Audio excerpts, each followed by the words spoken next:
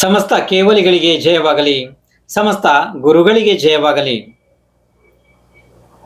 ಒಂದು ಊರಿನಲ್ಲಿ ಗಂಡ ಹೆಂಡತಿ ಇದ್ರು. ಅವ್ರು ಸ್ವಲ್ಪ ಬುದ್ಧಿವಂತರು ಇದ್ರು. ಅಂದ್ರೆ ಸ್ವಲ್ಪ ಶಾಲೆನೂ ಆಗಿತ್ತು, ಅವರಿಗೆ ಎಲ್ಲನೂ ಆಗಿತ್ತು.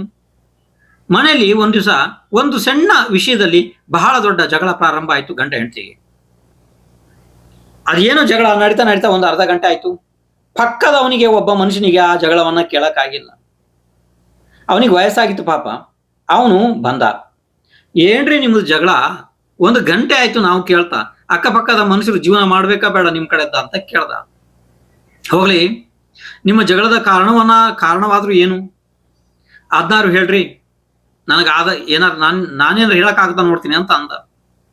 ಅದಕ್ಕೆ ಗಂಡ ಹೇಳ್ದ, ನನ್ನ ಮಗನನ್ನ ಪೈಲಟ್ ಮಾಡ್ಬೇಕು ಅಂತ ಹೇಳಿ ನನ್ನ ವಾದ. ನನಗೆ ಅದು ಇಂಟ್ರೆಸ್ಟ್ ಇದೆ.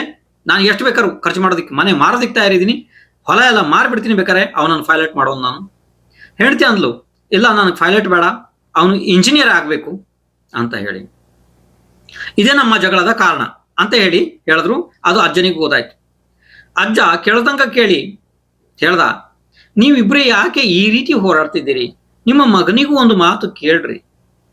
ಯಾಕೆಂದ್ರೆ ಯಾರು ಕೆಲಸ ಸ್ವಂತದ ಕೆಲಸವನ್ನ ಇನ್ನೊಬ್ರು ಹೇಗೆ ಮಾಡಕ ಸಾಧ್ಯತೆ ಇದೆ? ಅವನ ಒಪಿನಿಯನ್ ಅಂದ್ರೆ ಅವನ ಏನು ಅಭಿಪ್ರಾಯ ಇದೆ ಒಂದು ಸ್ವಲ್ಪ ಕೇಳ್ರಿ ನೀವು, ಅವನು ಏನಾಗ್ತಾನೆ ಅಂತ ಹೇಳಿ. ಅದಕ್ಕೆ ಅಂದ್ರೆ ಹೆಂಡತಿ ಅಂದ್ಲು, ಮಗ ಇನ್ನೂ ಹುಟ್ಟಿಲ್ಲ. ಅಜ್ಜನಿಗೆ ಆಶ್ಚರ್ಯ ಆಗಿತ್ತು.